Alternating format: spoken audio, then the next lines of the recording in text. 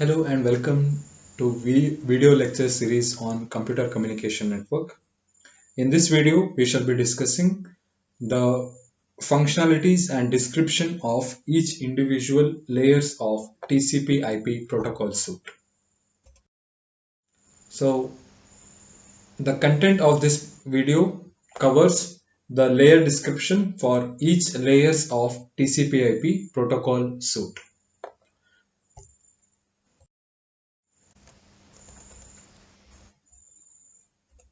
As we have already seen, the TCP/IP protocol suite consists of 5 layers. The highermost layer being application layer, followed by the transport layer. We have a network layer, data link layer, and physical layer. So physical layer is a lowermost layer which enables the direct connectivity to the link. So which basically deals with the which is the last layer which is connected to the physical medium that we are taking into consideration. So we start our discussion from physical layer until the application layer. Both the approaches finds good, but we starts with the physical layer and we'll proceed one layer at a time. So coming to the first layer, which is a physical layer. The physical layer is responsible for carrying the individual information bits in a frame from across the link from the current node to the next node. So as the network comprises of multiple devices, it is a interconnection of hosts as well as a connecting device. Each individual communication may happens directly, that is between two end devices when they are in the proximity of each other, or it could happen through the connecting devices, that is intermediate devices through which the communication may be passed. So the physical layer is responsible for carrying the information bits from one node to the next node across the connected link. And the physical layer primarily deals with the electromechanical properties of the transmission medium.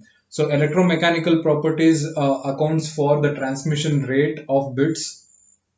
It also deals with the type of the signal that has to be carried, whether you are making use of wired medium or whether you are making use of wireless medium. If it is a wired medium, it could be a optical fiber, it could be a twisted copper cable, dependent on the nature of the medium that you are taking into consideration and its mechanical properties. Based on that, the adaptations has to be done with respect to the transmission of the information. Thus, it is a responsibility of the physical layer to deal with respect to the electromechanical properties of the transmission medium. And physical layer is the lowest layer that is present in TCP/IP protocol suite. So any communication between the two devices at the physical layer still has a logical connection. Uh, there is a hidden layer that we are speaking of, that is a transmission medium, which enables physical connection between two end devices. The transmission medium can be a cable or it could be a wire. So as we are very familiar with, the transmission medium is not capable of carrying out the digital information or the bits. The informations cannot be carried in the transmission medium, whether it is a cable or it is a free air. It cannot carry bits. Rather, it carry information in terms of either optical signals or in terms of electromagnetic signals or in terms of just electrical signals. So any information that, but the physical layer is receiving the information from the data link layer in terms of frames. Frames are nothing but the sequence of bits that we are taking into consideration. So it is a responsibility of the physical layer to translate this particular bits into uh, electrical signal. So it has to decide which scheme that has to be used, and the any information that is sent from the data link layer that is represented in the bits is transformed into an electrical signal in order to be transported across the medium of interest that we are taking into consideration. So the physical layer's main responsibility is to connect the two devices. That could be an end device or that could be a connecting device, and it enables the movement of bits from the current node to the next node across the link, and it deals with the electromechanical properties of the transmission medium that is taken into consideration. That is briefly been shown here.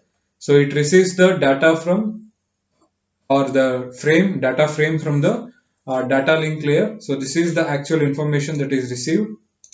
So this is the actual information that is received, to which it will add its own information. So dependent on the type of operation or functionality that is implemented, it will add its own implementation or its own data here, which is typically referred as header. And this data will be communicated through the transmission medium. So whatever data was received here, bits, is converted into a electrical form that is suitable for the transmission across the transmission medium. So at the receiver side, the received data, uh, they receive the data from the transmission medium, and they will rip off, or they'll remove this particular header information that is added by the sender, and the remaining information is delivered back to the remaining information is delivered back to the data link layer. Clear? So here, this particular data link layer makes use of the services provided by the physical layer, and physical layer will transmit the bits, uh, will translate the bits to an electrical signal and or the optical signal, and it will communicate through the transmission medium. And at the receiver side, the additional header part that is added by the sender is ripped off, and the remaining information is sent to the data link layer in terms of frames. So let us now look into the description of data link layer at the receiver side, or at the sender or the receiver side. So as we all pretty familiar with, the internet is made up of the several links, which comprises of local area networks, wide area networks, which are connected by routers, and the datagrams that are traveling through the several overlapping links that are selected by the routers.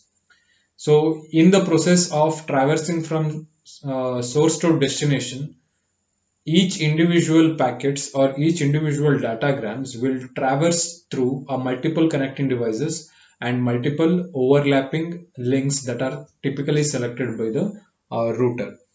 So the routers here are responsible for choosing the best links between the end devices. But when the next link that has to that datagram has to travel is typically defined by the router. The data link layer is responsible for movement of frames or the datagram across the particular link. So the link can be a wired local area network, or it could be a wireless local area network. It could be wired wide area network, or it could be wireless wide area network. And there are a different set of protocols with respect to the type of the link that is taken into consideration, whether it is a wired LAN or a wireless LAN, whether it is a wired WAN or a wireless WAN, dependent on type of the link that is being chosen. On the based on the nature of the link, each individual link layer may have a different set of protocols which offers different services. Typically, there is no specific protocol that is confined with respect to data link layer. It supports all the standard protocols. Along with that, all of this protocol will take the datagram that is provided by the data link layer, and it will encapsulate, carried through the link will data link layer will encapsulate this particular datagram inside the data unit, which is referred as a frame. And each link layer protocol provides different services. dependent on the nature of the link that is taken into consideration. So the few familiar services that are provided by data link layer is in terms of flow control, which monitors the rate of transmission between the sender and receiver; error control, which involves the error detection and error correction with respect to the data that is being sent or received; and we have one important feature, that is link layer address, which is named as a physical address, which uh, gives the actual address of the link to which a particular host is connected.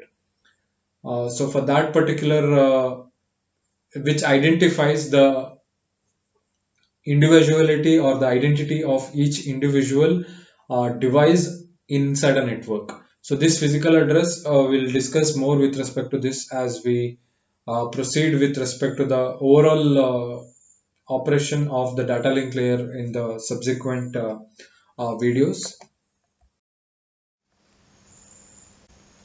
So basically the data link layer receives the datagram from the network layer, and to that particular data received, it will add its own information in terms of header and trailer, that is H2 and T2 are so it is trying to encapsulate the datagram received from the network layer inside its own frame. The frame comprises of header followed by the datagram from the network layer followed by the trailer, and this information is called as a frame. It is sent to the physical layer, and at the receiving part, the data frame that is received from the physical layer. So the data link layer is responsible for removing the trailer as well as the trailer header and trailer part, and then that information is given to the network layer. So in this way, the operation happens at the receiver's data link layer. So coming to the network layer, so the network layer is responsible for creating the connection between two end devices, that is in terms of source to the destination computer, and the communication at the network layer is host to host, that is end to end. As the network comprises of multiple routers between source to destination, so the routers are responsible for choosing only the best route for each packet. They'll not modify the contents inside the packet. Rather, they'll just choose the links on which the data has to be forwarded in order to reach the intended destination. And the network layer is responsible for thus host to host communication by routing the packet in the all the possible paths, and the network layer is thus responsible for movement of datagrams, which is a data object at the network layer, from host to host, that is end to end communication. So the one reason behind having a separate layer for this routing operation in the TCP/IP model is to have the separation of the different tasks between the two different layers. At the same time, the routers does not have application as well as a transport layer, so the routing application is completely categorized or grouped into one task at one layer. So that is why there is a need for network layer, and network layer in the internet includes the main protocol, which is IP, which stands for Internet Protocol, which defines the format of the packet that one has to follow in order to facilitate the transmission over internet. Here, the data unit is referred as a datagram, and which also defines the format and structure of the addresses that need to be used inside the network to prove one's identity. So the IP layer or the IP protocol is responsible for the routing of the packet from source and to the destination, which is achieved by the each individual routers, uh, which will forward the datagram from the current part to the next router until it reaches its the final destination. So internet protocol, that is IP, is connectionless protocol. That means It is not required to have established connection between source and destination in order to have the communication. Rather than that, it can simply go on transmitting with the valid source and destination address. So it is not bothered about, as of now, the data has been reached to the destination or not. So thus it is called as a connectionless protocol. Thus it will not provide it will not provide the flow control or error control, as well as the congestion control services, as all of these are offered by the higher layer, that is transport layer. Uh, the network layer supports two modes of operation in terms of unicast, that is one-to-one communication, and a multicast, that is one-to-many communication. So based on that, different set of routing protocols are present at the network layer.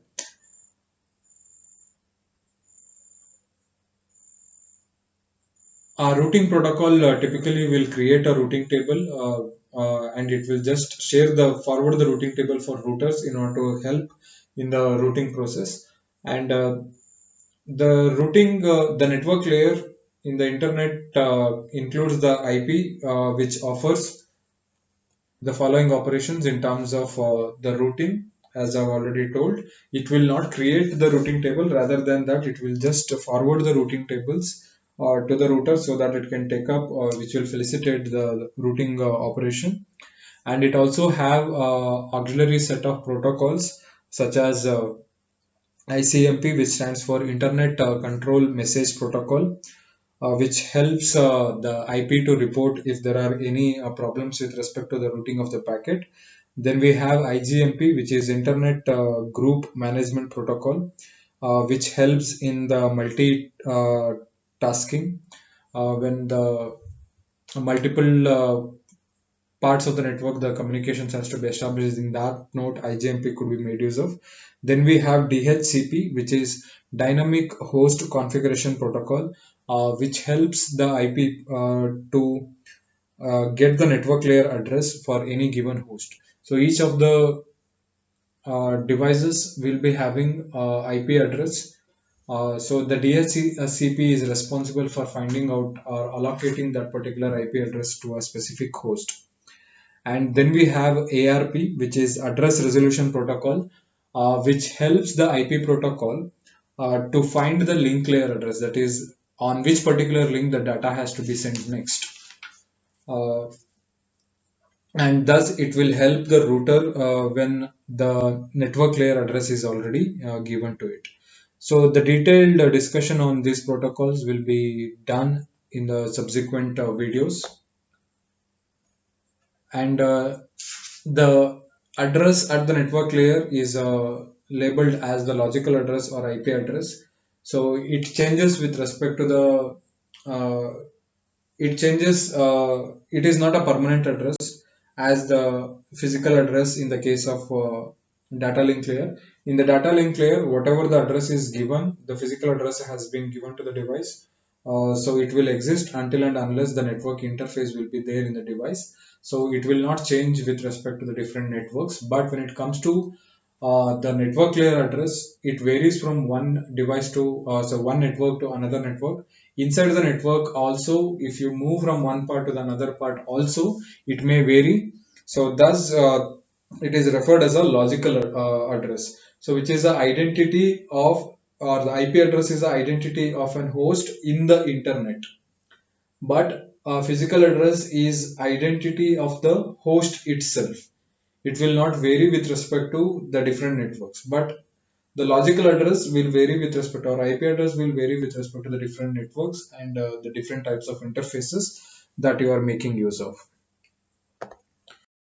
So in general, it receives a segment or datagram from the transport layer, and it will append its own information, uh, which comprises of the data from the transport layer, and to which the header information is added, and this information is delivered to the data link layer. And at the receiver part, the received information, the header part whatever was there, this will be removed. This header part is removed, and the rest of the part will be given to the Rest of the part is transport layer. So let us discuss the next layer, that is transport layer. So once again, the transport layer offers a logical end-to-end connection between the systems. That means the transport layer of the sender is connected directly to the transport layer of the receiver. There are no intermediate device because intermediate device does not has a transport layer. So thus the transport layer at the source gets an message from the application layer, and it encapsulates that particular message in the transport layer packet. It could be in terms of segment or a user datagram, dependent on the type of the protocol that is being used, and it will send it through the logical connection that exists between the host to host, that is end to end. And the transport layer is responsible for the delivery of the message from one process to another process in terms of the segment. So it is responsible for movement of segment from sender to receiver. Clear? I'm being very specific here. Transport layer is responsible for movement of segments or datagrams from sender to receiver.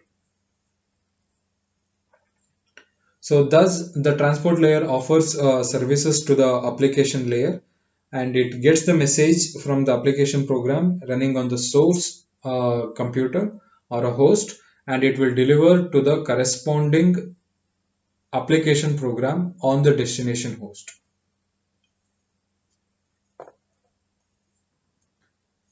So the transport layer is independent of application layer, as we have more than one protocol that is present at the transport layer, which means that each of the application can make use of one particular set of protocol which matches according to the requirement. So there are few transport protocols that are present. One is TCP, which is Transmission Control Protocol, that is TCP, and we have UDP, which is User Datagram Protocol, out of which the Transmission Control Protocol is a connection-oriented protocol. That means the protocol first will establish an logical connection between source to the destination at the transport layer before transferring the data. In other terms, we can say that a logical pipe is created between the two transport layers using TCP for transferring the information. And the TCP here offers uh, uh, the services such as the flow control, which monitors the data rate at which the rate at which the data is sent and the received. So the monitoring will be done, and error control, which will ensure that the segments that arrive at the destination without any error, as well as it is also responsible for resending of the corrupted uh, data units, and it also provides the congestion control. So the congestion control majorly deals with the loss of reducing the loss of the data to because of the congestion or the traffic in the network, and the transport layer is also responsible for the port addressing. So here for each individual application that is executing, a process is created, and any information that is created by or that is intended to that particular process will be sent on a particular port. So which is very specifically saying that, like, I have multiple applications such as Gmail, Facebook, and Instagram, but all of are connected using single internet connection. So my internet traffic will receive all the packet, and at the transport layer we have different port numbers for different applications. For Gmail I have a different port number. For Facebook, for Instagram, I might be having a different port numbers. So based on the port number that receiving packet is there, based on that the segregation is done at the transport layer.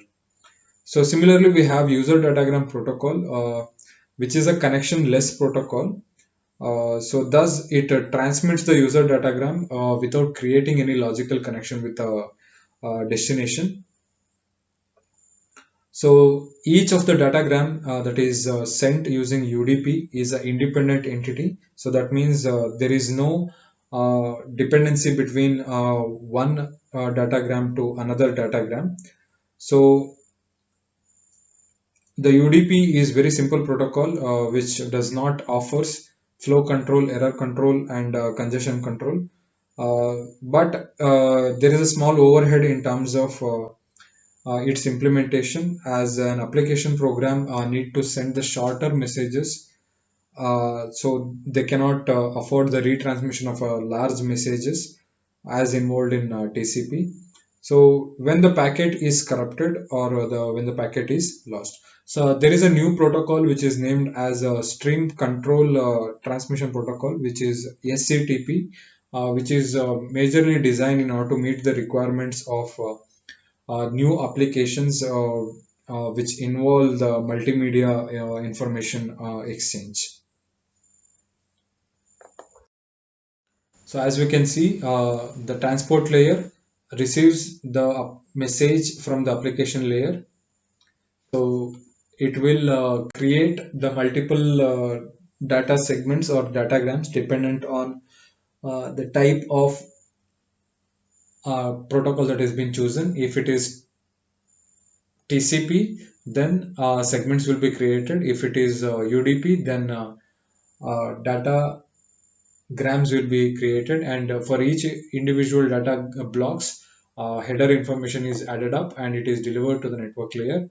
And at the receiver side, these data segments are received, and they are in the specific order of which they have received. They will be delivered to the application layer. So finally, the last layer, the uppermost layer we have, which is our application layer. So the application layer has a logical offers a logical end-to-end connection between the source and the destination applications. So the two application layers will exchange message between each other, uh, and but the application layers, all the communication will happens through all the layers that are taken into consideration, and the communication that happens at application layer, it is typically between the two processes are nothing but the two programs that are executing on the two end devices. For the communication to happen, the process has to initially send the request to the other process, and it will receive the response from the specific process on the end device. Here, the process to process communication is the main responsibility of the application layer. So, in the application layer, the exchange of information happens between two end processes. End processes are nothing but these are the application programs that are running on the host devices. So there are multiple application layer has defined a predefined set of protocols, but the users are also free to create their pair of processes in order to facilitate the communication between the two end devices. Few familiar set of applications are HTTP, which abbreviates for Hypertext Transfer Protocol, which provides the access to the World Wide Web. Uh, the second one is SMTP, that is Simple Mail Transfer, which is the fundamental protocol that is being used in email applications. Then we have FTP, that is File Transfer Protocol, which is used for the transferring of file from one location to another location, or from one host to the another host. Then we have Telnet and SSH, that is Secure Shell, which is used for the remote access of the files or a site. And then we have SNMP, which is simple network management protocol which are used by the administrator, that is network administrator, to manage internet at the global or the local levels. Then we have DNS, which stands for domain name service, which are used by the other users to find the network layer address of any particular computer that is taken into consideration. So there are, apart from this, there are different protocols or different application level programs that are present. So thank you for watching the video. So we have discussed in this video the description of each individual layer and their functionalities and responsibilities. For more videos on computer networks, follow and subscribe to my YouTube channel.